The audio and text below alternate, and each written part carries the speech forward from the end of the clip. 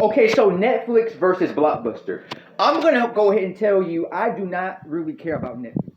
Okay, yeah, Netflix has a lot of variety of movies. They have thousands upon thousands of movies, and they're very popular. But I have never in my life used Netflix.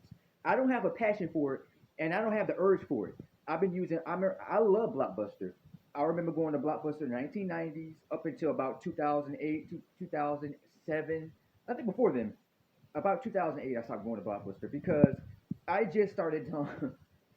By that point, people could stream movies online in 2008. So by that point, I just really didn't care for just spending five or, going to Blockbuster, spending $20 and buying three movies, and then you got to buy popcorn and food and candies and snacks like that, and nachos, and that costs about extra $20. I'm like, I remember a bag of candy cost about $6 just for like $4 or $5 for candy.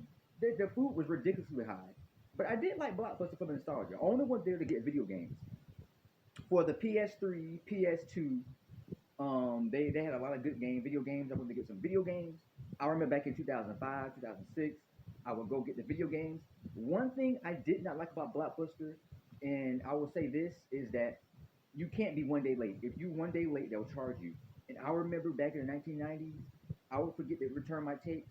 They would charge me my parents' money, and they would have to pay. I was like, oh, or they would charge you if you didn't rewind the tape. You have to rewind the tape. If you didn't rewind the tape, they'll charge you. If you bring the tape back a day late, they'll charge you for it. I'm like, come on for a movie. This is why I started downloading movies. Eventually Blockbuster, and also I think in 2007 they said no more late fees. But uh, between Netflix, sorry folks, between Netflix and Blockbuster, I'm gonna go with Blockbuster.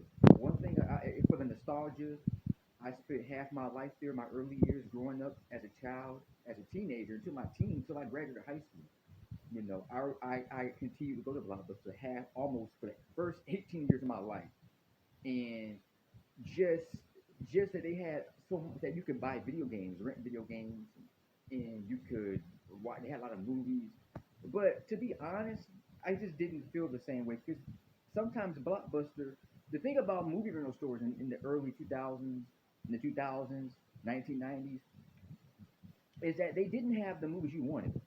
They had movies, but they didn't have a particular movie that I wanted to see. And usually you have to go on Amazon. That's where Amazon wins. eBay, they Blockbuster has movies that sometimes you don't really want to see. That's why I really never really liked going to Blockbuster. I did like it, but I really didn't go much. But Netflix is actually better, and I can see where Netflix wins. It's because they have thousands of them, thousands. They got over 5,000 movies that people can rent. It's or back in the that people can stream on the internet or on TV. And back in the 90s, 2000s, people could had to order it. You'll get you order three DVDs for about $10, and they'll send it through the mail. I remember that back in the day. Not even that long ago, back 2006, people could do that. Now you can stream all the movies you want online for about $10 a month, $15 a month. It's pretty good. I don't really care for Netflix, and I hope one day they will bring back Blockbuster because I do miss it. Miss Jacob Peace.